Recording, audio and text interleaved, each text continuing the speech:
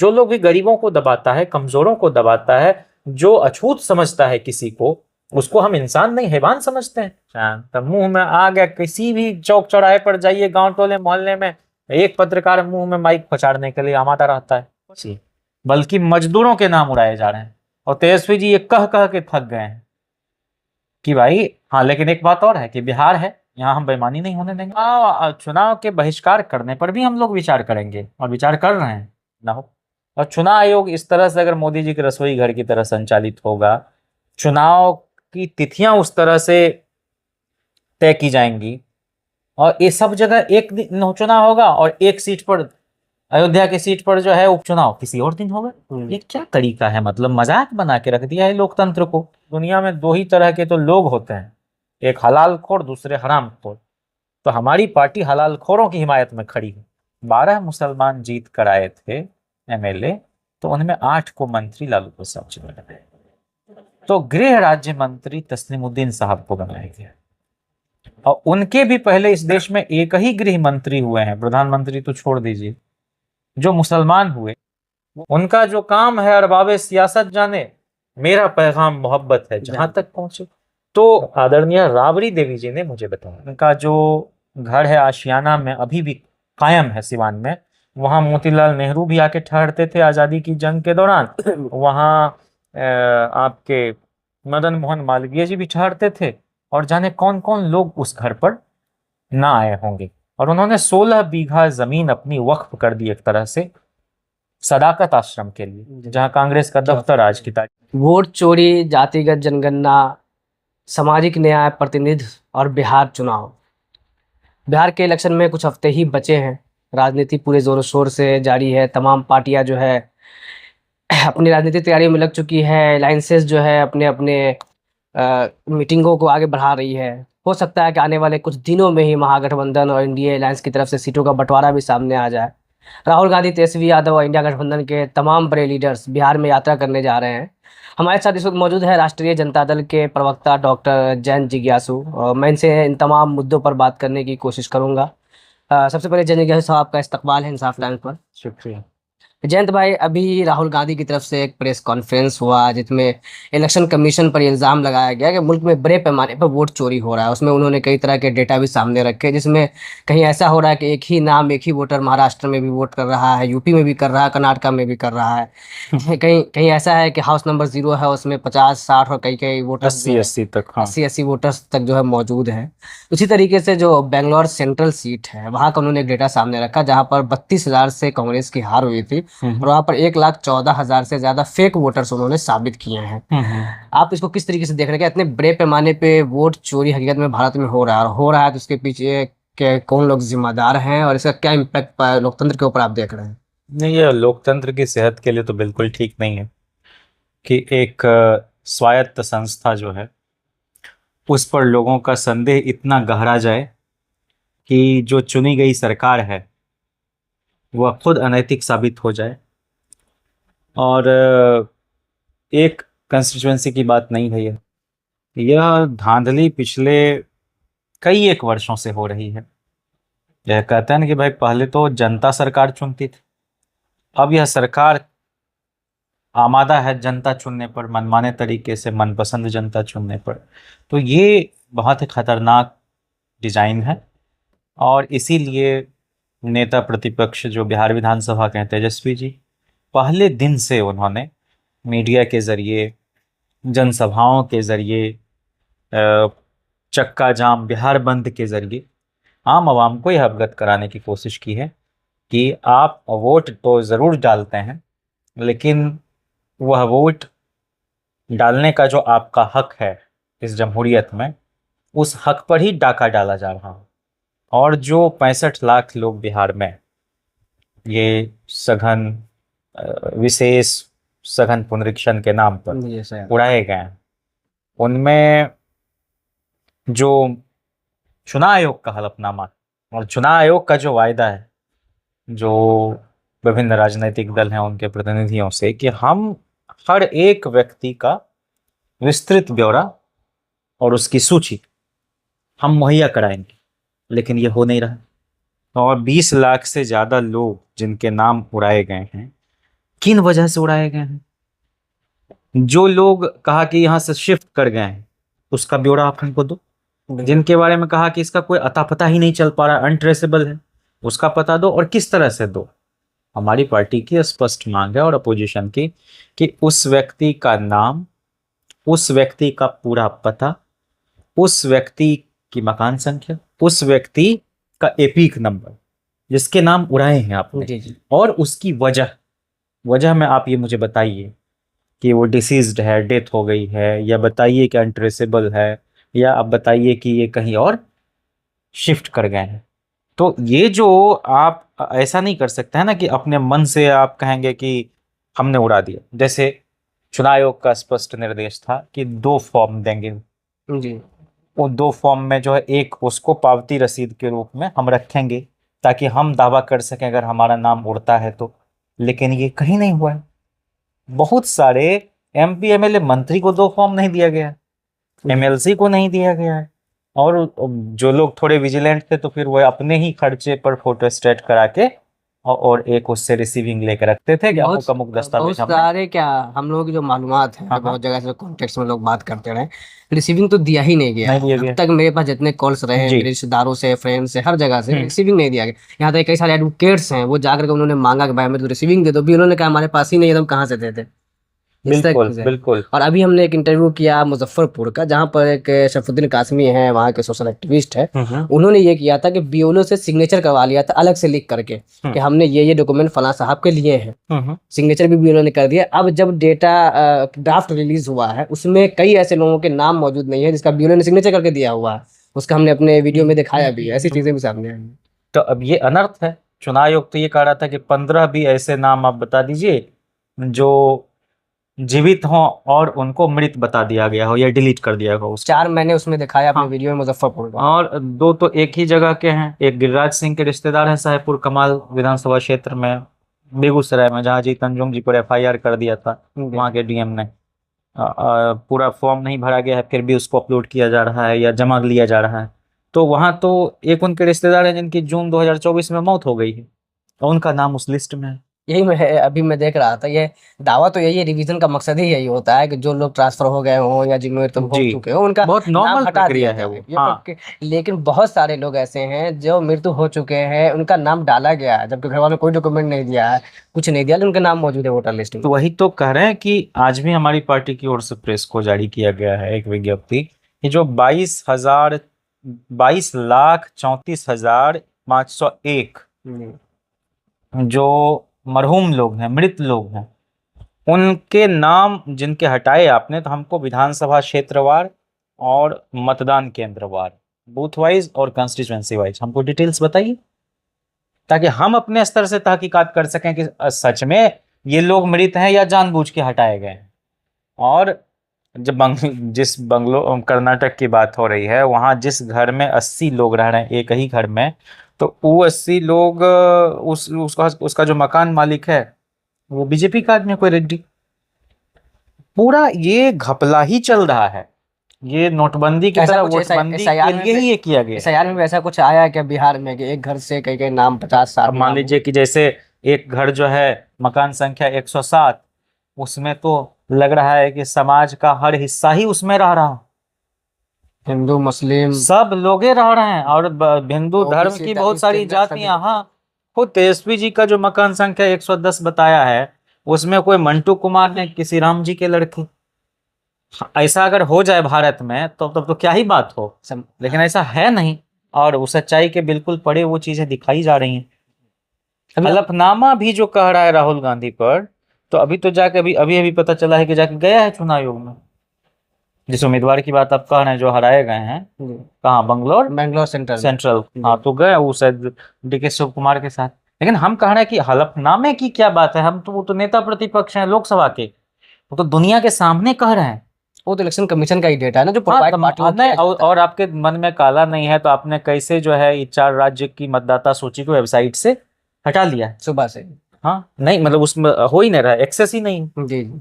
तो ये पूरी दुनिया के सामने ये साबित हो गया है कि बहुत ही गड़बड़ करके लोग आए हैं, और रॉकेट साइंस नहीं समझना। चंडीगढ़ में कैसे जो है मेयर के चुनाव में। हाँ, मेयर के चुनाव में किस तरह से हो रहा था। जी। और दूसरा कि आप 45 दिन तक ही हम सीसीटीवी फुटेज रखेंगे और कुछ आप दे नहीं रहे, ऐसा कैसे हो रहा है, क्यों हो रहा है इस तरह की बातें। अच्छा, आपने तेजस्वी यादव जी का तस्करा किया। तेजस्वी यादव जी ने प्रेस कॉन्फ्रेंस में बताया था, अपने एपिक नंबर उन्होंने बताया, उस वक्त उन्होंने वहां पर चेक किया वेबसाइट पर, तो उनका मौजूद नहीं था। लेकिन कुछ ही देर में इलेक्शन कमीशन ने जारी कर दिया, उनका मौजूद था, क्या कहते हैं, ड्राफ्ट रोल में उनका जो नाम। Different epic number. इसमें असल सच्चाई क्या है? क्योंकि बीजेपी की तरफ से कहा नहीं। जाता है कि दो दो आईडी यूज कर रहे हैं, दो दो एपिक नंबर इनके पास है। इस बिहार ये जो में बहुत लोगों के पास हो सकता है इस तरह से। ये किसका काम है, ये चुनाव आयोग का काम था ना। किस तरह का रिवीजन हुआ है, उनके पास जो आप फॉर्म लेके आए वहां जो आपने एपिक नंबर उसमें मेंशन किया है, और जिस एपिक नंबर को तेजस्वी जी डाल के चेक कर रहे हैं, दोनों में जो यह साम्य नहीं है, तो ये तो चुनाव आयोग पर ओनस है ना भाई। हम तो बेवकूफ आदमी तो नहीं है, हम तो भाई 2 बार के एमएलए हैं, डिप्टी सीएम 2 बार रहे, 2 बार हम लीडर अपोजिशन मान लीजिए रहे, तो हम तो भाई वही डॉक्यूमेंट ना पेश करेंगे जो आपने हमको दिया है। तो ये कैसे हो रहा है। और एक हमारे प्रभात खबर के मित्र हैं, वो बताए कि उनके साथ भी यह दिक्कत है कि जो चुनाव आयोग मतदाता सूची है, मतदाता सूची में जो एपिक संख्या अंकित है वह डालने पर उनका नाम ड्राफ्ट लिस्ट में आ रहा है, और जो उनके वोटर आईडी पर एपिक नंबर है उसको डालने से नहीं आ रहा है। इसका मतलब है ही डिस्क्रिपेंसी। इन विसंगतियों को दूर करना तो चुनाव आयोग का नहीं, काम मसला था। तो मेरे साथ भी हुआ है कि मैं जब अपना जा करके SIR प्रोसेस करना चाह रहा था ऑनलाइन, तो मेरा जो एपिक नंबर था वो दिखा रहा था कि मैं हूँ ही नहीं, लिस्ट में ही नहीं था मैं, तो मैं प्रोसेस नहीं कर पाया, मैंने अप्लाई किया ऑफिस। नहीं, बहुत अब सारा हमारा पहले मान लीजिए कि हमारा खुद का नाम वो गड़बड़, जयंत की जगह जयंता उसमें आ गया, उसको हमने सुधार करवा दिया, तब फिर से बहुत पहले सुधार करवा दिए। तो जो सुधरा हुआ है तो वही ना आप रिवीजन करने आए हैं, तो वही पता इस बार तो और गड़बड़ कर दिया कि जयंत को तो जयंता कर ही दिया, और पिता के नाम में भी गड़बड़ी कर दी। ये तो तमाम गड़बड़ियाँ। मैं कह रहा हूँ इतना हौच पौच, इतनी हड़बड़ी में चुनाव के ठीक पहले इसने जो किया, ये एक दिक्कत वाली बात है। 2003 में भी हुआ अगर तो 2 साल वक्त मिले लोगों को।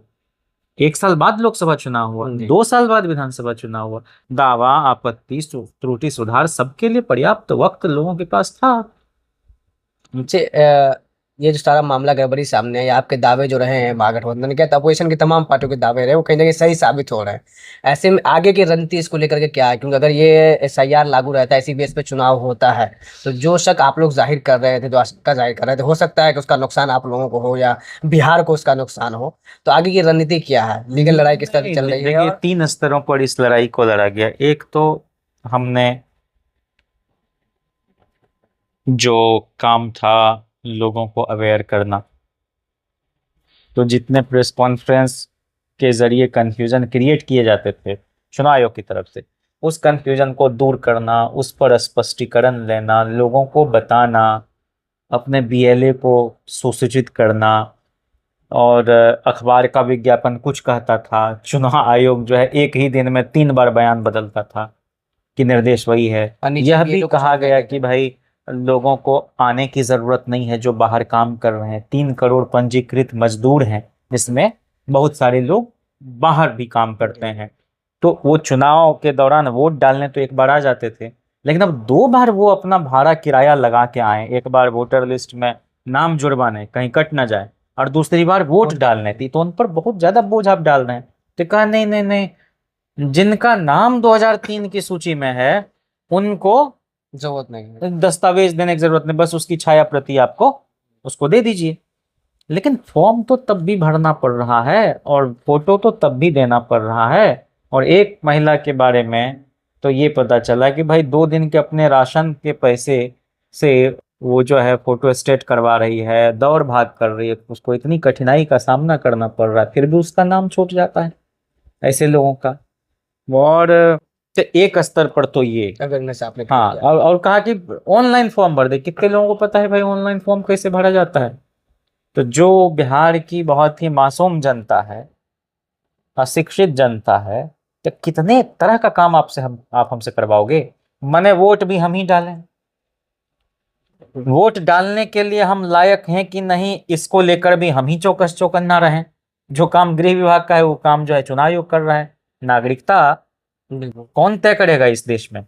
दूसरा, कि हम वोट भी डालें, हम अपने वोट की चौकीदारी भी करें, ईवीएम की हम रखवाली भी करें, स्ट्रांग रूम की हिफाजत में भी हम ही लगे रहें, काउंटिंग हॉल के अंदर भी जो है हम ही पासवानी करें। तो ये जमहूरियत के रखवाले जो हम भारत के लोग हैं, वो तो तब हम सुरक्षा कर पाएंगे जब सामने वाला बेईमान ना हो। और चुनाव आयोग इस तरह से अगर मोदी जी के रसोई घर की तरह संचालित होगा, चुनाव की तिथियां उस तरह से तय की जाएंगी, और ये सब जगह एक दिन चुनाव होगा और एक सीट पर, अयोध्या की सीट पर जो है उपचुनाव किसी और दिन होगा। ये क्या तरीका है, मतलब मजाक बना के रख दिया है लोकतंत्र को। तो ये बातें बताई तेजस्वी जी ने। दूसरा तरीका कि हम हक के लिए इस देश के असली जो मालिक हैं उसको सड़क पर उतारें। तो बिहार बंद, चक्का जाम, ये सब हुआ, जिसमें लोकसभा के भी नेता प्रतिपक्ष राहुल गांधी जी आए, सभी पार्टियों के शीर्ष नेता उसमें शरीक हुए, डी राजा से लेके सीपीएम वाले बेबी और माले वाले दीपांकर जी, मुकेश सहनी, वीआईपी के सारे लोग। तो हमने और जिलावार इसको सफल बनाया, इस बंद को, ताकि लोगों को ये लगे कि भाई ये खेल, ये कुचक्र रचा जा रहा है, उससे बचाओ। तीसरा जो रास्ता था वो कि हम अदालत का रुख करें। तो अदालत भी साइमल्टेनियसली वो भी मूव किया लोगों ने, और अदालत के, शीर्ष अदालत के मशवरे दिए जाने के बावजूद कि इसमें आधार को भी मानो, इसमें बाकी जो दस्तावेज हैं जो सहज सुलभ हैं लोगों के पास उसको मानो। और ये भी कह रहा है सुनवाई करने वाला जज कि भाई ये चीज तो आप हमसे मांगोगे तो मेरे पास नहीं है, ये जो आप 11 दस्तावेज का ये कर रहे हो, हम कैसे साबित कर पाए। फिर भी ढीठ, बहुत ही मोटी चमड़ी का आदमी है बैठा हुआ चुनाव आयोग में, और एकदम तय बात है कि इसमें ट्रांसपेरेंसी नहीं है। लोगों का भरोसा अगर इस तरह से 12 तारीख को अगला तो हेयरिंग उस सुनवाई का भी हम इंतजार कर रहे हैं। 12 तारीख को होना है, 12 जी, अगस्त को। तो और उसमें क्या प्रोसेस चल रहा है? नहीं, और उस दिन तो प्रोसेस क्या चलना, वो उस तो दिन जो हियरिंग में तो जज को जो भी साक्ष्य जो उनके सामने प्रस्तुत किए जा रहे हैं उनकी, उनके मशवरों की अवहेलना हो रही है, और लगातार सब जगह से शिकायतें पहुंचाई जा रही हैं। इलेक्शन कमीशन ने कहा था कि 15 नाम अगर आप ऐसे ला के हमको देते हैं उससे ज्यादा नाम रद्द कर पहुंच सकते जाएंगे। हैं। क्या तो क्या बात आप लोग इसको जमा कर रहे हैं? तो सब जगह, जिला जिला से ही, हर जगह से जो बीएलए है वो क्या कर रहे हैं। और क्या कहा कि भाई 1 लाख पहले कहा हम स्वयंसेवक बहाल करेंगे, केवल 4 लाख ही। कौन है स्वयंसेवक भाई, कहाँ का है? हर दल जो है, जो बूथ लेवल एजेंट जो की सूची सौंपी उसकी तो संख्या एक नियत है। कौन लोग वहां बैठ, दूसरा कि ईआरओ को बोला कि ईआरओ स्थानीय स्तर पर जांच करेगा कि ये आदमी सही है कि नहीं है। अगर आपके पास नहीं है दस्तावेज तो ऐसे ही फॉर्म भर दीजिए, बाद में ईआरओ जो है अब स्थानीय किसी व्यक्ति से आपका नहीं बन रहा है तो आपका नाम उड़वा देगा अगर आप गैर मौजूद हैं उस जगह को। अब इसमें व्यक्ति सामने आई है, कई जगह जब मैं गया हूँ तो कई सारे लोग जिन्होंने डॉक्यूमेंट्स जमा किए थे उनको ये दिखाया जा रहा है ड्राफ्ट रोल में कि आपका फॉर्म फिल हो चुका है, आपके डॉक्यूमेंट जमा करने के लिए बीएलओ से मिलिए। यानी वो डॉक्यूमेंट जमा कर चुके हैं, फिर भी उनसे कहा जा रहा है कि बीएलओ से मिलिए। मुख्य सचिव स्तर के अधिकारी हैं व्यास जी, रिटायर्ड अधिकारी बिहार सरकार के, मैंने बिहार सरकार में रहे हैं, और वो और उनकी पत्नी सारा जो गाइडलाइन है चुनाव आयोग का, जितने नॉर्म्स है सबको फॉलो किया है, उनका नाम नहीं है ड्राफ्ट लिस्ट में। तो जब एक अधिकारी रैंक का आदमी, मुख्य सचिव रैंक का आदमी के साथ ये सब शरारत हो रहा है तो जन साधारण को क्या क्या परेशानी का सामना करना पड़ रहा है, इससे आप अंदाजा लगा सकते हैं। मने कुत्ते का नाम, कुत्ते के नाम से आवासीय प्रमाण पत्र निर्गत हो जाए, ये अमृत काल में कौन सा अमृत तो प्राप्त कराया जा रहा है भाई, स्वानत्व की तरफ बढ़ रहा है। हाँ, कुत्ते को आवासीय मिल जाएगा लेकिन दलित पिछड़े के साथ इशू नहीं होगा। डोनाल्ड ट्रंप जो है आवेदन कर दिया आवासीय प्रमाण पत्र के लिए, कैसे कैसे लोग, इसमें सोनाली ट्रक, और उसके बाद जो है जो पिता का नाम सब जगह है, कहीं पर चुनाव, माता का नाम चुनाव, पति का नाम चुनाव, फादर। और एक तो अभी बताया है ये किस कंस्टिट्यूएंसी का है, ये देखना पड़ेगा, लेकिन उसमें 42 लोगों के नाम बताया जा रहा है। मैं इसको वो नहीं कर रहा हूँ, ऑथेंटिकेट नहीं कर रहा हूँ, लेकिन मैं पता करने के लिए बोल रहा हूँ। इसमें एक बताइए, ये राम कमल दास जी, ये राम कमल दास नाम है पिता का जी। मकान संख्या B24/19 है ना जी। और इसमें 42 लोगों के पिता राम कमल दास हैं। इसको कैसे हो रहा है? कौन है ज्ञानेश और नरेंद्र की जोड़ी, क्या कर रही है? ये तो आरएसएस के उस प्रोपेगेंडे को काउंटर कर दिया जिसमें कहा जाता है कि मुसलमान बहुत बच्चे पैदा करते हैं। नहीं, लेकिन मैं इसको पता कर रहा हूँ कि ये किस अगर जगह ऐसा का है किस जगह का है। तो ये बहुत, तो ऐसे ही हुआ है। एक तरफ अगर एक घर में 80 लोग रहने कैसे, तो बता कितना फ्रिवोलस बात कर रहा है। बोल रहा है कि नहीं, लोग आते हैं कमाने, किराए पर दिए जाते हैं, फिर चले जाते हैं, वगैरह वगैरह। अरे भाई, ये दिलीप सिंह मंडल ने फेसबुक पे अगर चला जाएगा तो कैसे हो रहा है? ये तो चुनाव तो हर हर लगातार 2 साल पर हो रहा है। 1 साल कम से कम विधानसभा हो रहा है, फिर अगले साल लोकसभा हो रहा है, या मतलब 5 साल के अंदर ही 2 चुनाव तो हो ही रहे हैं। जी नहीं बिल्कुल। फिर पंचायत चुनाव भी तो हो रहा है। हो रहा है, हाँ। तो ये कैसे रह रहा है एक घर में 80 आदमी? तो ये जी। दिलीप सिंह मंडल ने एक पोस्ट किया, उसमें ये कह रहे हैं कि जो डेटा दिखाया जाए राहुल गांधी की तरफ से और जिस तरह गड़बड़ी सामने लाई जा रही है, उसी के लिए एसआईआर की जरूरत है, उसी के लिए एसआईआर होना चाहिए और उसी के लिए आधार कार्ड लिंक होना चाहिए। ये कई के लिए जो जिस तरह की गड़बड़ियां दिखाई जा रही है, राहुल गांधी ने प्रेस कॉन्फ्रेंस किया, उस तरफ इशारा करते हुए दिलीप सिंह मंडल ने कई सारे पोस्ट किए हैं। अरे भाई, तो SIR होना जिसमें वो कह रहे चाहिए हैं कि गड़बड़ियों से। आधार कार्ड लिंक तो होना हर चाहिए। न तो डुप्लीकेसी रोकने के लिए तो पहले सब कह रहा था आधार कार्ड, अब आधार को मान्य कहाँ मान रहा है? हालांकि हम तो उसके भी, हम लोग एक सैद्धांतिक रूप से खिलाफ थे कि भाई ये निजता का हनन है। जी वोटर ID है ही पहचान पत्र के रूप में, तो उसमें आधार को क्या आप लिंक करोगे? लिंक करने के लेकिन बाद अब आप तो उसको नहीं मान नहीं, रहे अब तो आधार को भी नहीं, आप कह रहे हो कि निराधार हो जाइए आप लोग, कोई आधार ही नहीं है आपका यहाँ। और एक भी रोहिंग्या, बांग्लादेशी, पाकिस्तानी, नेपाली, ये कहीं मिल नहीं रहा है। हम खोजना चाह रहे हैं कहाँ है भाई। और अगर है घुसपैठ कहीं से भी किसी कोने से, तो 20 साल से तो केंद्र बिहार में भाजपा की, जदयू की सरकार है। गठबंधन की तो उसमें मुश्किल से जो है 3 साल रही है, बिल्कुल। यही लोग रहे। और उसके बाद केंद्र में 11 साल से आप हैं, क्यों नहीं रुका घुसपैठ? और है ही नहीं। और एसआईआर में भी देखें तो हाँ। नाम तो सीमांचल का कम कटा है, जिधर आप घुसपैठिए की बात कर रहे थे। अरे पटना का ये ज्यादा तो कट रहा है, सांप्रदायिक एक चंपारण का ज्यादा एजेंडा, कट रहा है, कम्युनल मधुबनी एजेंडे का के कट रहा है। लिए ये सब लोग जो है रोहिंग्या रोहिंग्या कहाँ से आ जाएगा बिहार में रोहिंग्या भाई? और दूसरा कि इन लोगों की पार्टी के ही एक MP हैं, गिरधारी यादव, बांका से। गिरधारी जी ने कहा संसद के बाहर कि भाई इस चुनाव आयोग को न इतिहास की जानकारी है, न भूगोल की जानकारी, इसको कोई व्यवहारिक ज्ञान ही नहीं है, इसीलिए बरसात के समय में ये लोग कराया जा रहा है। बताइए, हमको 10 दिन लग गया जुटाने में कागज। मेरा बेटा रहता है अमेरिका में, वोट डालने आता है, वो कैसे क्या करें, हम उसका दस्तखत कैसे कर दें? तो एक और परबत्ता के MLA हैं, ये परबत्ता के MLA हैं संजीव सिंह। संजीव जी ने कहा कि भाई हमारे परबत्ता विधानसभा क्षेत्र में एक भी न तो पाकिस्तानी है न बांग्लादेशी है, बल्कि मजदूरों के नाम उड़ाए जा रहे हैं। और तेजस्वी जी ये कह कह के थक गए हैं कि भाई हाँ, लेकिन एक बात और है कि बिहार है, यहाँ हम बेईमानी नहीं होने देंगे। और यह भी आप तय जानिए कि अगर चुनाव आयोग ने अपने रवैये में सुधार नहीं किया, क्योंकि उसको अपनी साख की कोई वही फिक्र ही बताना नहीं। चाह रहा हूँ कि आगे क्या तैयारी है, क्योंकि नहीं चुनाव तो आयोग को चुनाव के बहिष्कार करने पर भी हम लोग विचार करेंगे, और विचार कर रहे हैं। अगर हमारे 65 लाख लोगों के नाम उड़ा दिए जाए, हमको पते नहीं कि कौन किसका नाम उड़ा है, किस मोहल्ले के आदमी का नाम उड़ा है, गलत उड़ा है, सही उड़ा है, और सारी जिम्मेदारी हम पर क्यों आप डाल रहे हो कि भाई आपका BLA क्या कर रहा है? भाई हमारा BLA था, आप क्या कर रहे थे भाई? चुनाव आयोग का काम ये है। एक वीडियो को तो रिजाइन करना पड़ा, कटिहार तरफ का वीडियो है। हाँ, वो प्रेशर की वजह से, प्रेशर की वजह से, और इन लोगों के अनर्गल जो है डिक्टेट उसको फॉलो नहीं करने की वजह से। तो कितना तनाव आदमी है इस पूरी प्रक्रिया के चलते। और अगर वोट नहीं बचेगा, निष्पक्ष चुनाव नहीं होगा, तो कौन बात का लोकतंत्र, और कैसी लोकतांत्रिक सरकार, कैसी पॉपुलर गवर्नमेंट? जी। वोट अधिकार यात्रा होने जा रहा है मागर होने की तरफ से, कब होने जा रहा है और नहीं, वो अभी फिलहाल इस तरह थोड़ी से देर के लिए स्थगित किया गया है, और जो भी नई तिथि है उसकी जानकारी बाद में दी जाएगी जब तय हो जाएगा। तो उसमें क्या वोट अधिकार यात्रा सिर्फ एसआईआर को लेकर है या और भी मुद्दे उसमें होंगे? नहीं, मूलतः तो यही है, लेकिन जब हम बाहर निकलेंगे हमारे नेता, तो फिर जनता अपने दुख दर्द से भी साझा करेगी उनसे, और उस हिसाब से चीजें होंगी। तो माने हमारे देश में जमहूरियत की उम्र बढ़ती जा रही है, और हम लोग मानते हैं कि लोकतंत्र परिपक्व होता जा रहा है, लेकिन वह उतनी ही तेज गति से कमजोर तबके के लोगों को लोकतंत्र से परे धकेला जा रहा है, लोकतांत्रिक प्रक्रिया से दूर किया जा रहा है। तो ये मतलब विचित्र समय चल रहा है।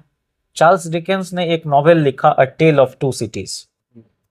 और उसका शुरुआती ही जो जुमला है, जो वाक्य, वो यही है कि it is the best of times, it is the worst of times, it is the season of light, it is the season of darkness, it is the age of wisdom, it is the age of foolishness, it is the epoch of belief, it is the epoch of incredulity. We have everything before us, we have nothing before us. We are all going direct to heaven and we are all going direct the other way. माने ये सबसे अच्छे समयों में से है एक, और ये सबसे बुरे वक्तों में से एक है. यह जो है बुद्धिमत्ता का काल है, यह मूर्खता का काल है. यह जो है आशा का वसंत है, यह जो है निराशा का शीतकाल है. यह विश्वसनीयता का भी दौर है और ये गंभीर अविश्वसनीयता का भी दौर है. हमारे पास सब कुछ है, हमारे पास कुछ नहीं है. हम सब लोग सीधे जन्नत की ओर जा रहे हैं, हम सब लोग कहीं और जा रहे हैं. तो मने कौन युधिष्ठिर का कुत्ता है जो जीते जी स्वर्ग जाना चाह रहा है, और कुत्ते की औसत आयु होती है 10 से 13 साल. वोट डालने की जो वैध उम्र है वो है 18 साल. तो ये जो डॉग बाबू है ये तो कायदे से नाबालिग है, और बालिग लोगों का नाम उसमें डल नहीं रहा है. राजीव ध्यानी जी कह रहे हैं कि नाबालिग कुत्ते का नाम आ गया है.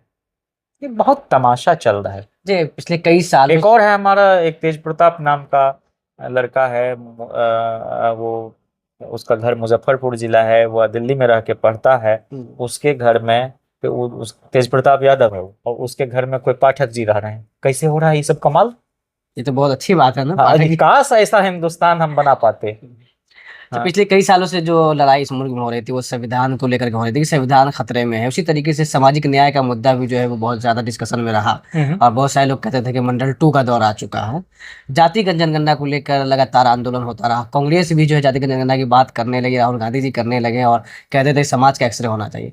अब मोदी सरकार ने जातिगत जनगणना कराने का ऐलान कर दिया है. इसको आप किस नज़र से देख रहे हैं कि आपकी जीत है ये, और दूसरा इसको कहाँ तक आप ईमानदारी इसमें नजर आ रही है?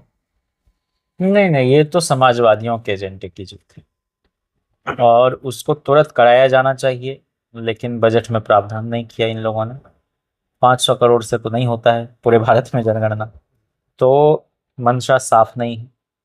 मैं समझता हूँ कि इस जातिवार जनगणना के लिए जितना जंग व जिहाद लालू प्रसाद जी ने, शरद यादव जी ने, मुलायम सिंह यादव जी ने, तमाम उस समय के लीडर्स ने किया, उन्हीं लोगों के जद्दोजहद की बदौलत और डॉक्टर लोहिया का वो सैद्धांतिक स्टैंड कि सबको हक मिलना चाहिए, आबादी के मुताबिक मिलना चाहिए, अवसर की समानता ही नहीं हो, विशेष अवसर उसका मूल भाव है. और सिर्फ अवसरों में ही समानता नहीं, कंडीशन में भी समानता.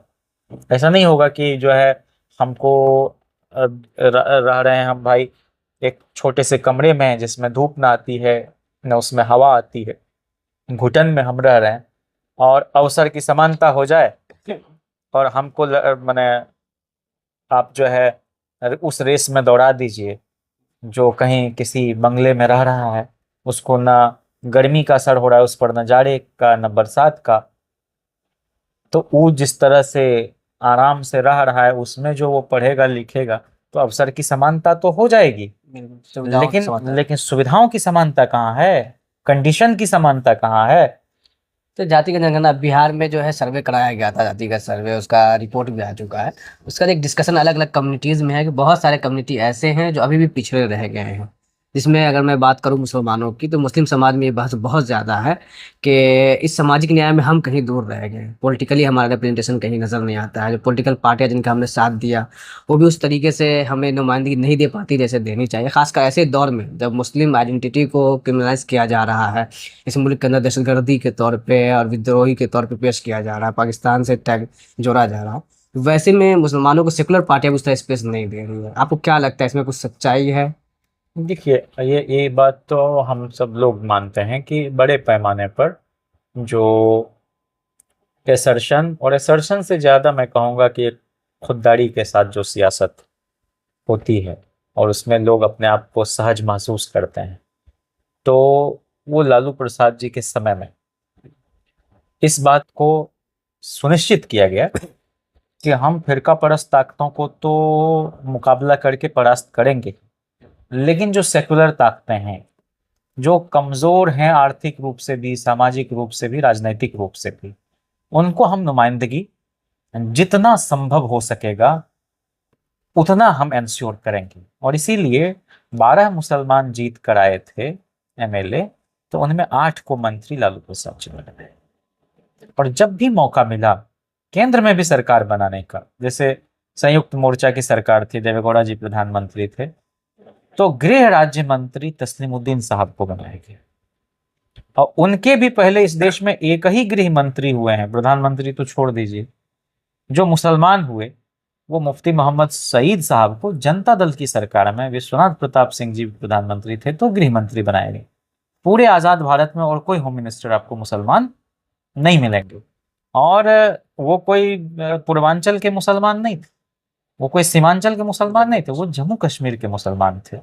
और इसीलिए बनाया कि भाई सिर्फ कश्मीर ही हमारा अभिन्न अंग नहीं है, कश्मीरी भी हमारे बहुत बिरादर हैं और उनका भारत के साथ सीधा, भारत के दूसरे हिस्से के साथ सीधा ताल्लुक है, और वो इस देश के आंतरिक मामलों को बेहतर ढंग से संचालित कर सकते हैं और एक अमन चैन से भरा हुआ भारत आगे बढ़ सकता है। तो इस बात को जब यूपीए की सरकार बनी है तब भी आप पूरे मंत्रिपरिषद की शक्लो सूरत आप देख लें तो दो मंत्री उसमें हम लोगों की तरफ से शामिल, तस्लीमुद्दीन साहब भी थे मंत्री, और अपने फातमी साहब भी मंत्री थे। और फातमी साहब के शिक्षा राज्य मंत्री रहते हुए हुआ ये कि, और यूपीए, पूरे यूपीए के दौरान के 3 केंद्रीय विश्वविद्यालय बिहार को मिले जिसको राष्ट्रीय जनता दल का समर्थन था। एक मोतिहारी में महात्मा गांधी केंद्रीय विश्वविद्यालय, एक आपको साउथ बिहार सेंट्रल यूनिवर्सिटी, गया में नालंदा अंतरराष्ट्रीय विश्वविद्यालय जिस रूप में आप देख रहे हैं, इसकी भी मंजूरी यूपीए के समय में हुई। ये और बात है कि नए परिसर का उद्घाटन करने ये आ गए मोदी जी। मानू का परिसर दरभंगा, अलीगढ़ मुस्लिम विश्वविद्यालय का एक परिसर किशनगंज में, ये सारी स्वीकृति और निर्माण कार्य ये सब तो इनके समय हुआ। और जितने केंद्रीय विद्यालय को मंजूरी 2004 से 9 के बीच मिली और सबसे ज्यादा केंद्रीय विद्यालय बिहार में दिया गया। आप कभी फातमी साहब से डिटेल में जाके तफसील से बात यही इस पर। और सीबीएसई का रीजनल ऑफिस बिहार में खुलवाया, और एक केंद्रीय विद्यालय के लिए तो जमीन दे के फिर वापस ले लिया नीतीश कुमार ने। हमारा क्या मतलब है इससे? तो हमारा कहने का मतलब है कि मुसलमानों की नुमाइंदगी और मुसलमानों की हिफाजत और मुसलमानों की इज्जत आबरू और उनकी खुश अखलाकी, माने हम लोगों के नेता आबरूए सियासत लालू प्रसाद जी आईनी जिम्मेदारी भी निभा रहे थे और अखलाकी जिम्मेदारी भी निभा रहे थे। और इसलिए मैं समझता हूं कि बिहार में एक बड़े ही सम्मान के साथ और डिग्निटी के साथ जिएंगे भी और सियासत भी करेंगे और समाज को बनाने में भी योगदान हम सब मिलकर देंगे। और ये कहने की बात नहीं, ये आंकड़ों से भी रिफ्लेक्ट हो। आंकड़ा तो क्या मतलब है, हम कोई आंकड़े वाले आदमी नहीं है। हम कह रहे हैं डेटा के साथ अगर वैल्यू नहीं बोल रहा है तो वो फकत एक मुर्दा डेटा होता है और उसका कोई मतलब नहीं। डेटा को भी फिलोसफाइज करना पड़ता है। और जो सियासत की बोली वाणी है वो आंकड़ों की तर्जुमानी नहीं होती। सियासत समाज बनाने के लिए, सियासत किसी को आउटबीट कर देने के लिए नहीं और किसी को निरुत्तर कर देने के लिए नहीं। हमारा कहना है कि आंकड़ों के साथ साथ पॉलिसी भी देखनी है। नहीं, आप 1990 से फिर 95 का चुनाव आप देख लें, 2000 का चुनाव देख लें, 2005 का दोनों चुनाव देख लें, 2004 का लोकसभा चुनाव देख लें, 99 का, 98 का, 96 का, आपको सबसे ज्यादा मुसलमान जीतकर हमारे ही दल से गए हैं। और 2010 में जब सिर्फ 22 एमएलए हमारे थे तब भी बिहार विधानसभा में सबसे ज्यादा मुस्लिम विधायक हम लोगों की तरफ से ही होते थे। और महिलाओं में भी सभी जाति बिरादरी की महिलाएं उसमें शामिल हो सके। 2010 में 10 टिकट दिया, 10 में 10 महिला जीती। और महिला का मतलब ऐसे ही महिला नहीं, महिला का मतलब कौन महिला? जो सबसे पिछड़ी, सबसे वंचित, सबसे शोषित हो, वो महिला हमारी प्राथमिकता में है। तो क्या तेजस्वी यादव जी की जो आरजेडी है वो 2025 के विधानसभा में, उनसे उम्मीद किया जा सकता है कि मुसलमानों की पॉलिटिकल नुमाइंदगी भी होगी, साथ ही साथ जो इनके डेवलपमेंट के इश्यूज हैं उसके पॉलिसीज को लेकर भी वादे होंगे मैनिफेस्टो में। क्यों नहीं? मैं कह रहा हूँ कि जो सीमांचल विकास परिषद बनाने का वायदा है, और आप मंत्री में भी देखेंगे तो तस्लीमुद्दीन साहब के बेटे 22 के भी की जो सरकार हमारी 17 महीने की है, शाहनवाज भाई वो थे, इसराइल मंसूरी थे, इसराइल मंसूरी जी, जो मुस्लिम में भी जिसको कहते हैं बहुत बैकवर्ड कम्युनिटी, उनको मौका मिला।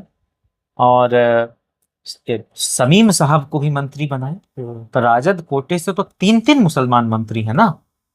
तो अब हमारा तो सेकुलर और जो एक प्रोपोर्शनल रिप्रेजेंटेशन वो ट्राइड एंड टेस्टेड है हमारा क्रेडेंशियल, तो उसमें तो कोई बात ही नहीं है। और डेवलपमेंट का मतलब मैं समझता हूं कि जिस समय राबड़ी जी मुख्यमंत्री थी तो 2 बड़े सुंदर काम उन्होंने किए। एक तो उन पर कहा जाता है कि ये पढ़ी लिखी नहीं, तो वो जो दर्द उन्होंने भोगा तालीम से जो महरूम होने का, तो वो उन्होंने क्या किया कि हर कमिश्नरी में अति पिछड़े समाज की लड़कियों के लिए एक आवासीय विद्यालय खोलने का निर्णय लिया। अब क्या हो, उसके बाद फिर तेजस्वी जी उस विभाग के मंत्री हो गए, ओबीसी ईबीसी वेलफेयर डिपार्टमेंट के 15 में। फिर उसमें और गुणवत्ता बढ़ाई गई, और फिर इस बार एक अति पिछड़े समाज की बेटी अनीता चौधरी जी वो उस विभाग को चला रही थी। तो अब तो एक नीतिगत फैसला हो गया कि हर जिले में ही वो आवासीय विद्यालय खोलेगा। राबड़ी जी के समय में दूसरा जो बड़ा काम हुआ कि माइनॉरिटी के बच्चों के लिए आवासीय विद्यालय उन्होंने खोला। और केंद्र के तरफ से कई मंत्री जो वाजपेयी जी की सरकार में थे उन्होंने ये आरोप लगाया, और आरोप किया बहुत ही बेहुदा किस्म की बातें, यहाँ तो आईएसआई के एजेंट पलते हैं। तो इस बात से घबराहट नहीं कि हम पर ये आरोप लग रहा है तो हिंदू वोट नाराज हो जाएगा, नहीं, इसमें हिंदू मुसलमान का सवाल ही नहीं है। ये तो इल्म तालीम की रोशनी जहां तक पहुंच सके उनका जो काम है, अरबाबे सियासत जाने, मेरा पैगाम मोहब्बत है जहां तक पहुंचे, तो वो जारी रहा।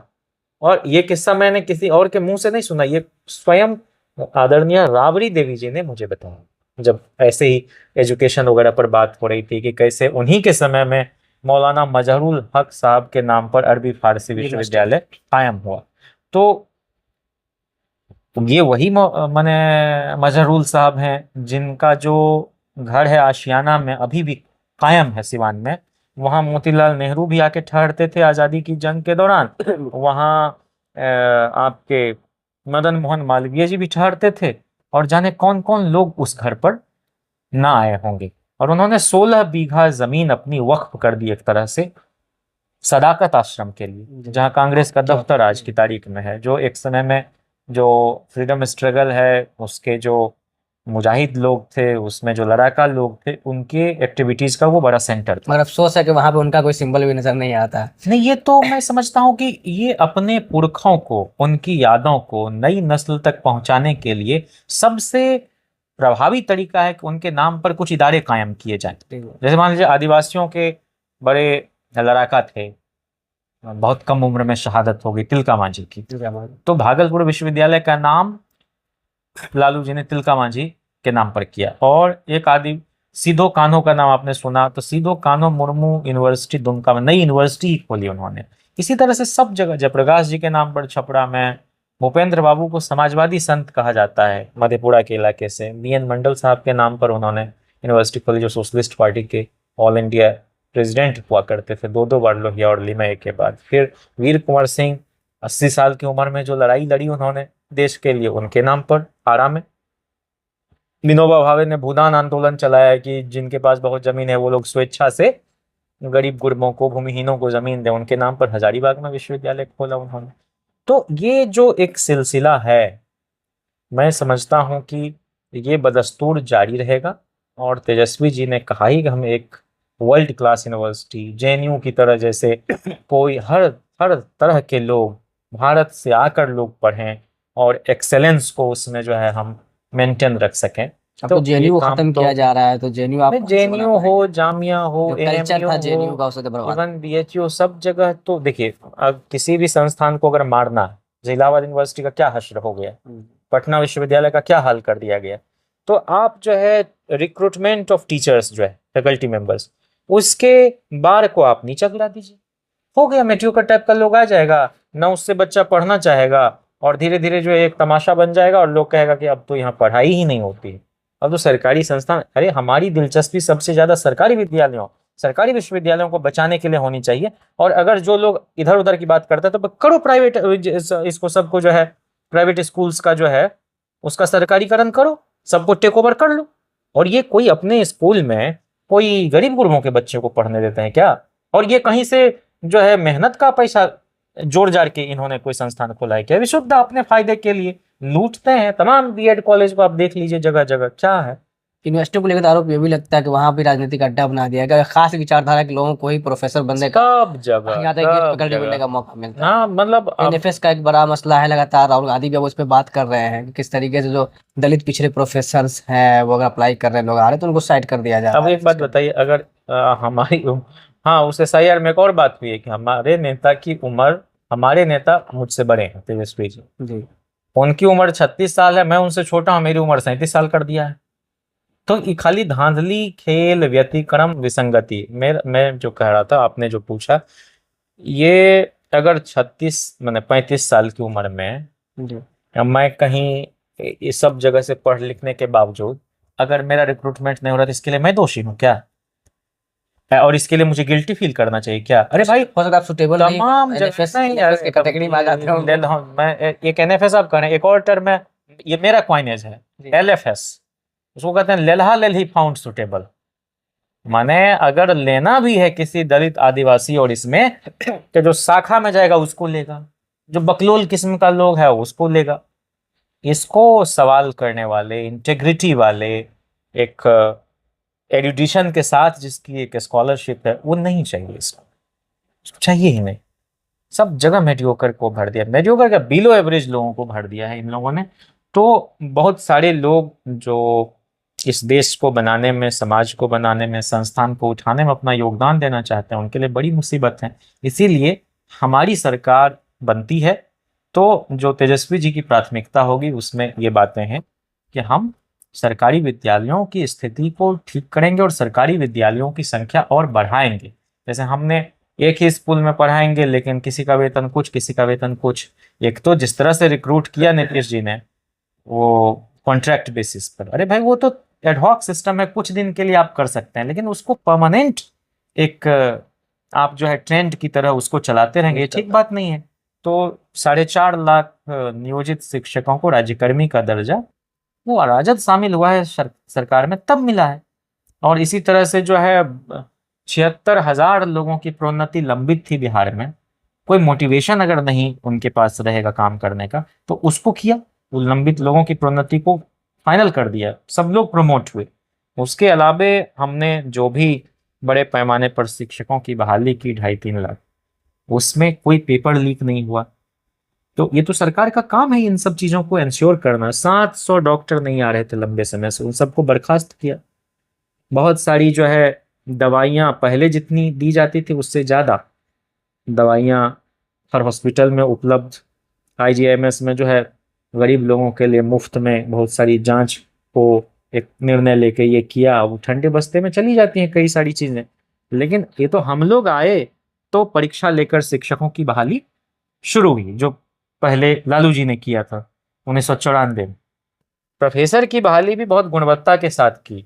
लालू जी ने 96 में 1300 को, फिर 1050 लोग बहाल हुए राबड़ी जी के समय में 2003 के आसपास। तो मैं कह रहा हूं कि ये 10,000 अगर हमने सिपाही को ये सिपाही और दरोगा भर्ती हम कह रहे हैं कि हम लोगों के समय में जो लाया गया था उसको फिर नीतीश कुमार ने अटका के लंबे समय बाद किया।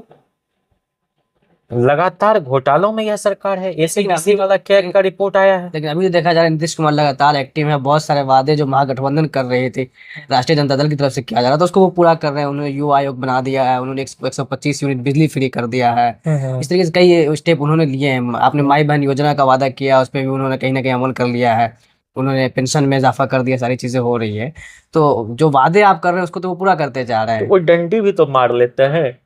ये तो हम लोग विपक्ष में रहते हमारे नेता ने वायदा किया तो हरकत में आए, वरना जो तक न रहेंगे। दरअसल कहा कि 1500 रुपया हम देंगे बुजुर्ग को, 1200 की 1100, 1100, 1100। तो हम कह रहे हैं तो वहां भी तो आपने ये कर दिया। हम लोग नहीं कहते तो आप ये भी नहीं करते, या चुनाव को देखते पहले जितना था उससे 200 रुपया बढ़ा देते। बिजली की बात आप कहते थे कि दिया ही नहीं जा सकता है, गलत कर रहे हैं बाकी राज्य। आप आए, युवा आयोग का गठन हो, ये तेजस्वी जी ने कहा हम करेंगे, आपने कर दिया। और हम कह रहे हैं कि इसकी मांग तो सबसे पहले आलोक मेहता जी ने 2004 में प्राइवेट मेंबर बिल लाके पार्लियामेंट में इसको उठाने का काम किया। और इसी तरह से बाकी जितनी हम लोगों की घोषणाओं का नकल हो रहा है, लेकिन नकल भी बिना अकल के हो रहा है और डंडी मार के हो रहा है, इसलिए कि जस्टिस का सेंस नहीं है। तो हम समझते हैं कि हमारी सरकार जब, क्यों नहीं है, ये हम नहीं उठाते, ये तो बतौर विपक्ष हम इतने सशक्त हैं कि हमारी कही हुई बातों पर ये अमल कर रहे हैं। तो चलिए इसी बहाने जनता का कुछ लाभ तो हो जाए। डोमिसाइल नीति भी कहीं ना कहीं वो भी, लेकिन जो बस TRE 4-5 क्या है वो उसी के लिए कर रहे हैं। TRE 4 में उन्होंने कर दिया है, और उसके अलावा महिलाओं के लिए कर दिया है। हाँ, तो मैं कह रहा हूँ कि ये तो अभी ना आप कर रहे हैं, ये तो संपूर्णता में कोई भी हमारी जो उठाई गई मांग है उसको नहीं आप। आखिर में जानना चाहूंगा कि जिसमें सामाजिक न्याय की बात हम लोगों ने तो दिन पहले किया, नुमाइंदगी की बात किया, बहुत सारी पिछड़ी जातियों के अलग अलग कास्ट हैं, दलितों के बहुत सारे कास्ट हैं, जिसके आज तक एक MLA नहीं देते हैं, जिनकी कोई नुमाइंदगी कहीं भी सिस्टम में मौजूद नहीं होती है। अभी मैं कांग्रेस अति पिछड़ा विंग के जो प्रेसिडेंट है उनका इंटरव्यू कर रहा था, उन्होंने खुद बताया अपने इंटरव्यू में कि मेरे कास्ट से आज तक कोई MLA बिहार में नहीं बना। ऐसे बहुत सारे कास्ट हैं। इस बार के इलेक्शन में क्या महागठबंधन की ऐसी कोई पॉलिसी है कि ऐसे जो कास्ट हैं जिनकी आबादी भी ठीक ठाक है, उनकी कोई नुमाइंदगी को यकीनी बनाया जाए? दलितों में भी ऐसे कास्ट हैं, पासवान तो नजर आ जाते हैं, उसके अलावा आपको रविदास भी नजर आ जाते हैं, बहुत सारे कास्ट अभी भी नजर नहीं आते हैं। नहीं, यकीनी तौर पर जिनकी भी नुमाइंदगी नहीं हो पाई है उनको मुख्य धारा में लाना बतौर एक जिम्मेदार दल हमारा कर्तव्य है। इस पे कोई पॉलिसी है, हम कोई डिस्कशन लोगों है? के नेता की बड़ी बारीक नजर है इन सब चीजों पर, बहुत सेंस ऑफ जस्टिस से भरे हुए, बहुत न्याय बोध से भरे हुए लीडर है, बहुत ऑनेस्ट है, बहुत इनोसेंट है और बहुत इंटेलिजेंट है। तो समाज में जब जाते हैं और लोगों से इंटरेक्ट करते हैं तो फ्रॉम डिफरेंट कॉर्नर्स अलग अलग तरह का जो फीडबैक आता है उस पर अमल करते हैं। और आपने पासवान की बात की, पासवान ही नहीं, हम लोगों की पार्टी में तो जो एक आरक्षण है सांगठनिक तौर पर भी, टिकट में तो हम ख्याल रखते हैं, लेकिन नेतृत्व कैसे उभरे इसको लेकर भी 28% अति पिछड़ों को, 17% दलितों आदिवासियों, कुल 45% सीटें रिजर्व हैं हमारे मुसलमानों के लिए कर दिया पिछड़ों के लिए। और नहीं, उसमें जो अति पिछड़े में आते हैं मुसलमान, पसमानदा में, वो सब कई जगह हैं। और इन जनरल एक नजर आए थे, नहीं वो तो मंत्री की बात होगी, मैं जिला अध्यक्ष और प्रखंड अध्यक्ष की बात कर रहा हूँ। संगठन में है 45% और उसमें मुसलमान हैं कई जिलों में। यही तो आरोप है कि भाई ये मुसलमान ज्यादा नजर आते हैं, यादव ज्यादा नजर आते हैं, जबकि ये सच्चाई नहीं है। मेरा कहना है कि हम लोगों की पार्टी के जो स्टेट प्रेसिडेंट है, पहले 3 स्टेट प्रेसिडेंट तो दलित रहे, जिसमें एक पासी समाज से हैं, उदय नारायण चौधरी जी, तो कमल पासवान जी थे, पीताम्बर पासवान जी थे, उसके बाद फिर वैश्य समाज के आदमी आए, रामचंद्र पूर्वे जी, अभी सबसे ज्यादा लंबे समय तो वही रहे हैं, 9 साल 3 टर्म। उनके बाद अब्दुल बारी सिद्दीकी जी लंबे समय तक रहे, मैंने सिद्दीकी जी पहले रहे, उनके बाद पूर्वे जी आए, मैंने 3 दलित के बाद एक अकलियत का नंबर आया, उनके बाद एक पिछड़े का नंबर आया वैश्य समाज का, और उसके बाद पूर्वे जी के बाद फिर एक अग्रे समाज के व्यक्ति का नंबर आया, किनका? जगदानंद सिंह जी के 2 बार। और फिर अब आया है अति पिछड़े समाज का। मैंने बिहार में किसी भी राजनीतिक दल ने जो चुनावी राजनीति करती है आज तक किसी अति पिछड़े को अपना प्रेसिडेंट नहीं बनाया था, जो राजद ने बनाया। और बहुत अनुभवी व्यक्ति हैं, कर्पूरी जी के साथ काम किए हुए हैं, राज्यसभा के भी मेंबर रहे हैं, लोकसभा के भी मेंबर रहे हैं, लालू जी की सरकार में मंत्री रहे हैं 7 साल। तो एक मैं समझता हूँ, अब 7 साल की कितना साल वो देख लिया, लेकिन लालू जी के समय में कैबिनेट मंत्री थे। और कहना मेरा ये है कि हम लोगों की पार्टी की जब सरकार बनी तो डोम समाज के व्यक्ति को, भोलाराम तूफानी जी को, लालू जी ने मंत्री बनाया। और हमारी पार्टी वो चंद लोगों की पार्टी नहीं है। ये भगवती देवियों का, मुन्नी रजकों का, उर्मिला ठाकुरों का, मंगनीलाल मंडलों का, विद्यासागर निषादों का, रामदेव भंडारियों का, जगदम्बी मंडलों का, विद्यासागर निषादों का, राजनीति प्रसादों का, अब जरूरत इन सब की पार्टी है ये। अब जरूरत और ये सारे लोग जितने नाम मैं बोल रहा हूं, नीता चौधरियों का, ये सारे लोग अलग अलग समाज से, और ये गुलाम गौसों की पार्टी, ये बादशाह आजादों की पार्टी है, ये आप समझ लीजिए कि जो लोहार समाज से रविंद्र तांतियों की पार्टी है, ये रामकरण पालों की पार्टी है जो गडरिया समाज से थे।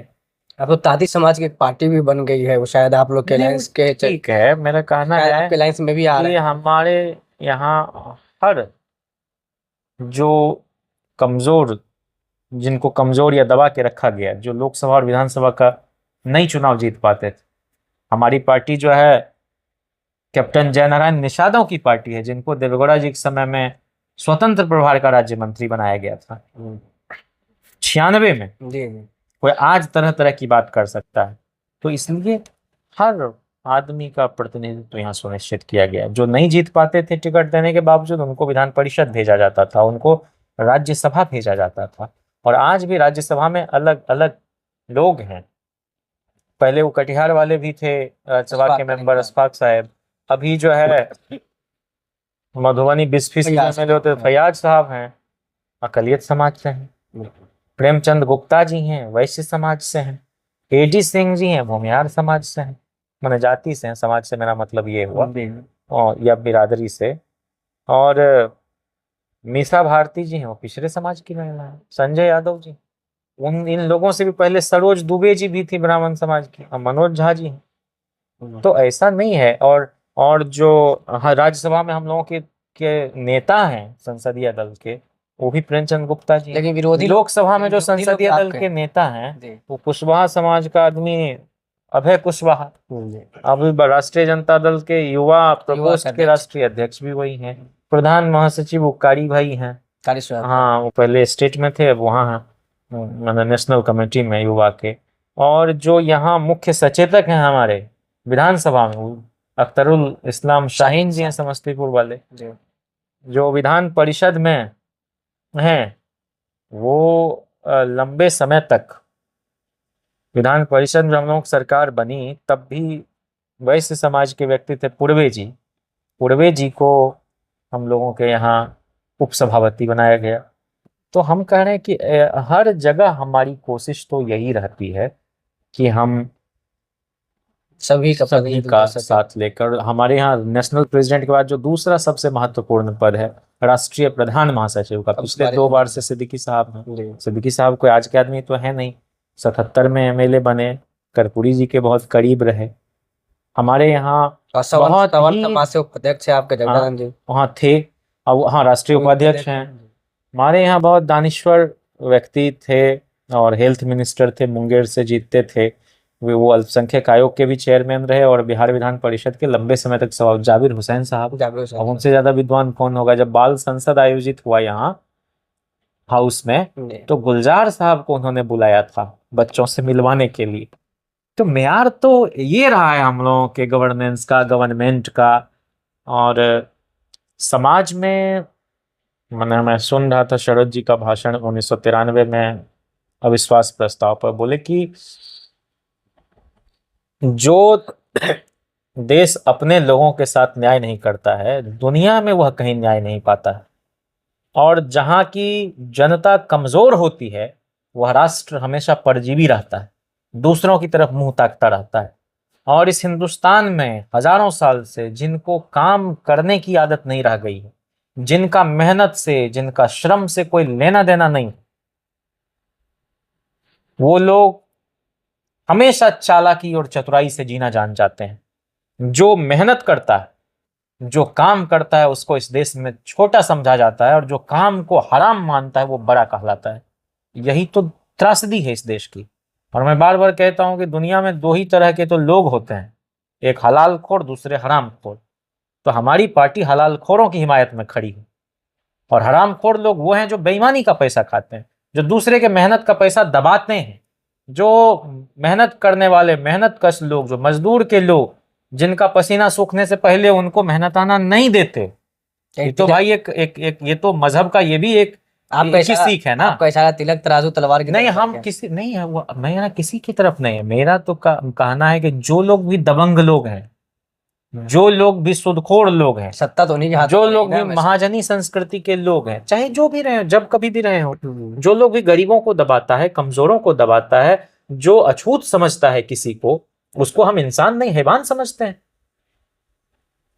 तो ये राष्ट्रीय जनता दल सिर्फ सरकार बनाने के लिए नहीं, बिहार को नए तरीके से बनाने के लिए, जहां व्यक्ति की गरिमा कायम रहे, समाज की रचना बदले, मानव की मर्यादा बची रहे, और एक जनतांत्रिक ढंग से चुनी गई लोकतांत्रिक सरकार लोगों के हित में काम कर से मानव का जीवन बदले और थोड़ा जीवन स्तर उठे, इसी की कोशिश हम लोग करते हैं। और मैं हमेशा आपसे कह रहा हूं कि मैं कोई 2020 का खिलाड़ी नहीं हूं। हम मेरे यहाँ आपको कोई पंच लाइन नहीं मिलेगा, मैं आपके वेबसाइट को, यूट्यूब को कोई टीआरपी नहीं दिला सकता। हम वायरल कल्चर के व्यक्ति ही नहीं हमारे हैं। क्वेश्चन भी शायद वैसे ही रहे होंगे। नहीं, इसलिए मुझे मजा आया आपसे संजीदा गुफ्तगू करके, बहुत आनंद आया। और ये जो व्यक्तित्व विहीन वायरल व्यक्तियों की एक भरमार है राजनीति में आजकल, तो हमारा काम ये है ही नहीं चिकोटी काटना। अगर आपके पास फुर्सत है तो हम एक पर्सपेक्टिव में बात करेंगे, ताकि हमारे जो लोग हैं उन तक ये बातें जाएं। हम ये सब फजुल्ला डिबेट में इसको समझता हूँ कि बजट का साइज क्या था, अभी क्या, अरे उस समय प्रति व्यक्ति आय क्या थी, आज क्या है, कोई बदलाव नहीं। लेकिन एक चीज तो है कि लालू जी के समय में जो बजट का साइज था और भारत सरकार के बजट का जो साइज था, इन दोनों को जब आप देखेंगे तुलनात्मक तरीके से, और आज बिहार सरकार का जो बजट का साइज है और भारत सरकार, हम बेहतर स्थिति में थे। तो बजट के साइज से सियासत को अपना पाएंगे? अरे हम लोग समय में जो मदद मिली केंद्र से बिहार को, उसमें कोई शर्त नहीं थी कि इस पैसे को इसी मद में खर्च करना है। लालू जी ने रेलवे कारखाने दिए बिहार को। पिछले 20 साल में कौन सुई का कारखाना लग गया है बिहार में? लेकिन लालू जी द्वारा दिए गए कारखानों से जो पहिया बनता है वो अफ्रीकी मुल्कों में निर्यात हो रहा है, भेजा जा रहा है। वो हन कर रहे हैं। उनके द्वारा खोली गई सभी फैक्ट्रियां, चाहे मधेपुरा की फैक्ट्री हो कि मढ़ौरा की हो। तो मेरा कहना है कि फैक्ट्रियां तो बिहार में बंद हो रही है। नहीं, रेल फैक्ट्री की मैं बात कर रहा नहीं, हूँ। इधर कुछ सालों से देखा जा रहा है हाँ, फैक्ट्रियां तो बंद पड़ी हैं। चाहे और वो चीनी मिल हो, और हम लोगों के समय में तो शुरू भी हुआ। चीनी मिल का मुद्दा तो बहुत बड़ा मुद्दा नहीं, था, एक सालों से मिल तो रहा हमने फिर भी। शुरू भी किया। ये जिस चीनी मिल से चाय पीना चाह रहे थे मोदी जी, वो कहाँ अभी तक हो पाया है। और मजे की बात तो ये है कि बोला कि बिहार में शायद 178 या 168 मेडिकल कॉलेज हमने खोल दिए। अरे भाई, कहाँ हम लालटेन लेकर ढूंढ रहे हैं? ये जेपी नड्डा ने कहा है, जो हेल्थ मिनिस्टर भी हैं और भाजपा के राष्ट्रीय अध्यक्ष में, और सदन में झूठ बोला।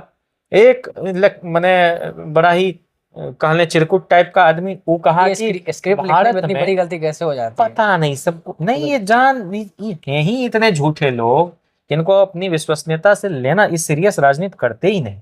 ये चटक मटक चिंटू पिंटू पंपी डंपी टाइप के लोग हैं आजकल मंत्रिमंडल में शामिल। कहा कि भारत में पिछले 10 वर्षों में मोदी जी ने एक बार कह दिया था कि हर हफ्ते में एक विश्वविद्यालय खुला है। अब बताइए, हर हफ्ते में एक विश्वविद्यालय खुला है? कहाँ हम खोजे भाई बिहार को? और ये मांग भी फालतू मांग है कि पटना विश्वविद्यालय को केंद्रीय विश्वविद्यालय दे देना चाहिए। भाई, नया केंद्रीय विश्वविद्यालय खोलो। पटना यूनिवर्सिटी अपने आप में गौरवशाली विश्वविद्यालय है।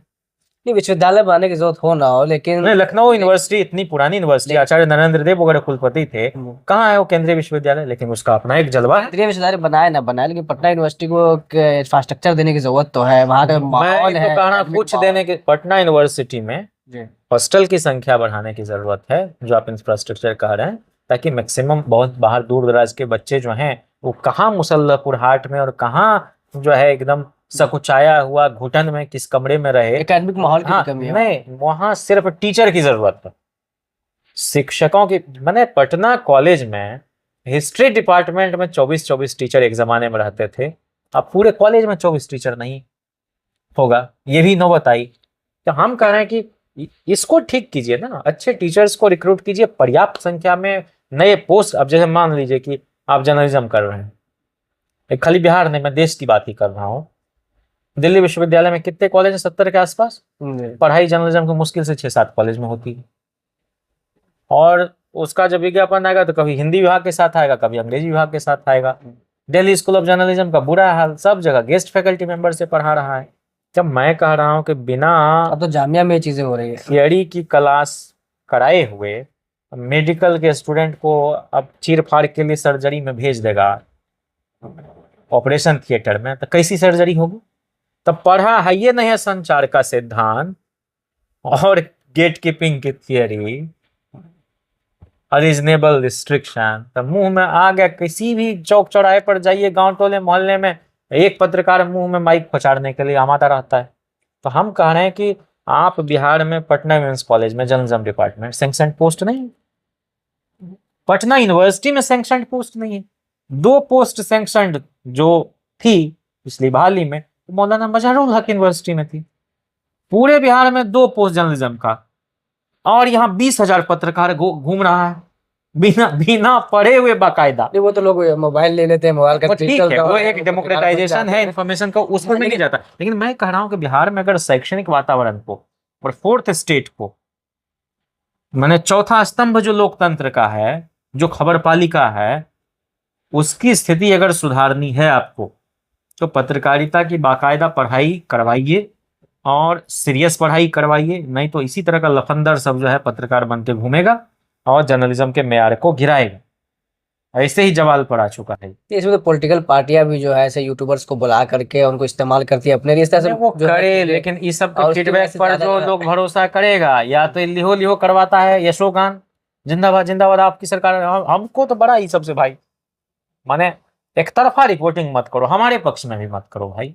अगर ग्राउंड रिपोर्ट कर रहे हो तो सही सही बताओ हमारी कमियां, तब ना हमको पता चलेगा कि इस कंस्टिट्यूएंसी में हम कमजोर हैं तो हम काम करें। फेवर में लोग कहाँ कर पाते हैं? अगर आरजेडी के फेवर में जाते हैं तो उस वक्त होना ये चाहिए कि सरकार की नाकामी को दिखाए, वो तो दिखाते नहीं है। उसी पूछते हैं तेजस्वी यादव मुर्दाबाद या नीतीश कुमार जिंदाबाद। ये व्यक्ति केंद्रित जो रिपोर्टिंग होती है ना, वो बहुत खराब है जमहूरियत के लिए। मेरा कहना है कि आप चुनाव के समय में तो भी नैरेटिव देने वाली चीजें हैं, अवामी से सारी चीजें, वो भी जी। नहीं दिखा पाते हैं। नहीं, सवाल ही आप नहीं कर रहे हैं कायदे से। सवाल आप जन सरोकार के प्रश्न अगर उभार के आप नहीं आएंगे तो सरकार अकाउंटेबल कैसे होगी?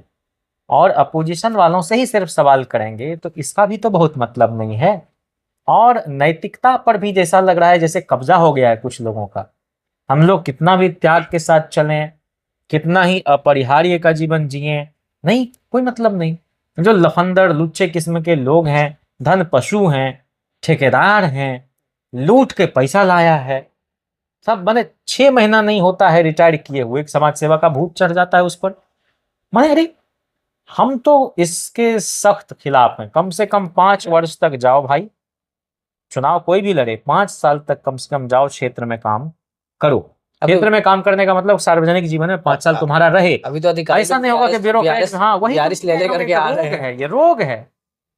माने ब्यूरोक्रेसी का भी आनंद आप ही लेंगे खास और प्रशांत सियासत का भी आप ही लेंगे। प्रशांत किशोर जी तो बहुत सारे लोग को वीआरएस दिलवा रहे हैं, पता नहीं क्या वादा खैर वो करके। तो एक नई बीमारी है भाई, वो तो एक नई बीमारी है। हम चलिए कहें हमारे लीडर भी जब चुनाव पहला लड़े हैं 2015 का, तो 5 साल तक बड़ी साइलेंटली यूथ विंग के साथ जुड़ के काम किया है, टाउन हॉल में जा जाके छोटा छोटा इंटरेक्शन का प्रोग्राम किया है। तो हम तो उनको मानते हैं कि एक बड़ी मिसाल। और ये चिल्ला चिल्ली गाली गलौज जो आजकल हो गया है टीवी में, इडियट बॉक्स में, हमको बड़ी कोफ्त होती है। अब चूंकि प्लेटफॉर्म है, वह पार्टी का पक्ष रखना है तो जाते हैं, लेकिन बहुत ही बेकार मामला कर दिया है। हम लोगों को उससे बड़ी असहजता होती है और कोई बात हम रख नहीं पाते पार्टी का। अब मान लीजिए हम किसी एंकर को गाली दे के आ जाएं तो उससे हमारा 4 वोट बढ़ेगा कि बिगड़ेगा? बिगड़ेगा नहीं, ना भी बिगड़े तो बनेगा तो नहीं। बिल्कुल। अच्छा, हम क्या वहां मल्ल युद्ध करने जाते हैं उस टीवी में? क्या साबित करने हम जाते हैं भाई?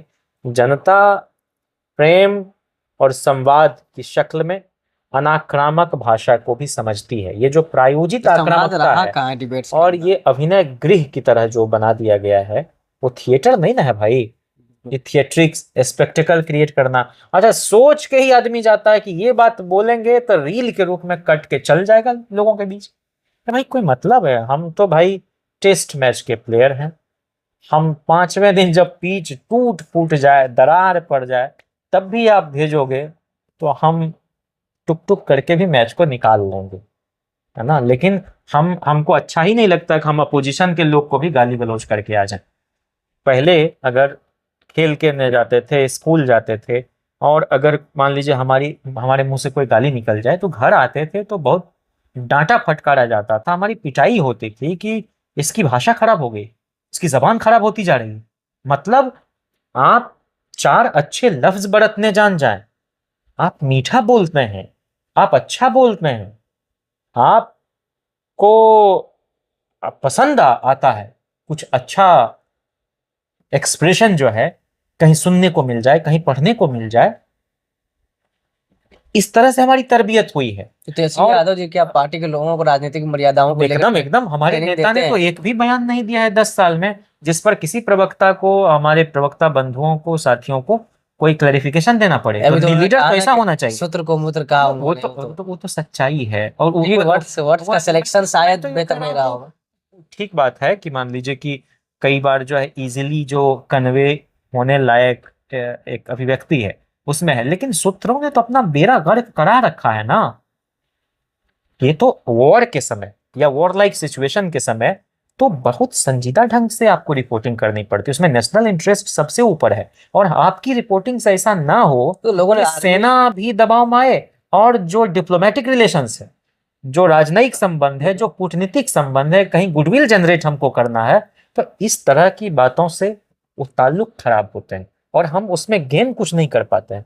तो इसलिए हाल तो ये था वो ये कल का। कहते कि ना कोई आया है, ना कोई घुसा है, ना कुछ छिना है, तो फिर तो आप ऑफिशियली इसको एक्नॉलेज कर रहे हैं ना, तो फिर तो वो आपकी दावेदारी खत्म हो जाती है। तो बड़ा इसमें संभल के, विदेश नीति गुड्डे गुड्डी का खेल नहीं है। विदेश नीति तो अलग चीज है, यहाँ तक कि आर्मी सिक्योरिटी का ख्याल लोगों ने नहीं रखा। बार बार दिखाया जाता था कि फला आर्मी फला बेस से जो है आगे बढ़ रही है, फला बेस से आर्मी दरअसल ये बहुत हेलीकॉप्टर जो है उड़ रहे हैं। मूढ़मती लोग हैं। युद्ध का जो उन्माद है उसमें हमेशा जो शिकार है, वेस्किलस या कहा कि वो हमेशा जो है ना कैजुअलिटी, वो ट्रूथ होता है। युद्ध में हमेशा शिकार जो है ना सच ही हो जाता है। जब तक झूठ, मतलब मुनव्वर का एक शेर है ना कि 2 पहर तक झूठ सारे बिक गए बाजार के, और मैं तन्हा सच लिए शाम तक बैठा रहा। तो सच का खरीदार बहुत कम है। और मैनेजर पांडे कहते थे कि सच बोलने वालों की संख्या तो कम है ही, सच सुनने वालों की संख्या उससे भी कम है। कोई सच नहीं सुनना चाहता। और हम लोगों को माता पिता ने या हमारे उस्ताद ने क्या बताया कि विद्या ददाति विनयम विनयाद याति पात्रताम, कि विद्या विनय देती है, विनम्रता देती है, और विनयशीलता से पात्रता आती है। हम एलिजिबल होते हैं किसी काम को करने के लिए, समाज में सर उठा के जीने के लिए। अब ये सब कह रहा है कि आज का जो ये दौरे जमाना है उसमें जो मेयारे जमाना है वो कह रहा है कि विद्या ददाति फुहरपनम, हाँ, नेता फुहरपनाद जात पात्रताम। ये उग्रता कह रहा है कि विद्या से उग्रता है, तो कोई मतलब नहीं है ना। तो इसलिए मैं समझता हूँ कि जो राजनीति है वो बहुत धैर्य की मांग करती। लंबा चलने के लिए आपको शॉर्टकट वाला रास्ता कुछ देर के लिए लुभाएगा, उससे बात बनती नहीं है। तो हम चाहते हैं कि हमारी पार्टी जो एक संजीदा राजनीति करने की हामी है, देश की राजनीति भी ऐसे ही गंभीरता के साथ हो। बहुत शुक्रिया। जन जिज्ञासु हमारे साथ थे, आरजेडी के प्रवक्ता हैं। कई सारे मुद्दों पर, राष्ट्रीय जनता दल की राजनीति पर, बिहार और देश के जो अभी के हॉट टॉपिक्स है उसके ऊपर, खासतौर पे जो मर्यादा गिर रही है मुल्क की राजनीति में, पत्रकारिता में, उस पर इन तमाम मौज़ूआत पर इन्होंने तफसील से बात रखी है। कई सारे सवालों के जवाब इन्होंने दिए हैं, लेकिन इन्हीं जवाबों से कई सारे सवाल और भी मन में आ चुके हैं, लेकिन वक्त का और टाइम का ख्याल रखना भी ज़रूरी है। इसलिए आने वाले दिनों में भी हम इनसे समय लेकर के उन मुद्दों पर बात करने की कोशिश करेंगे। बहुत शुक्रिया जो रही इंसाफ टाइम्स के साथ। शुक्रिया।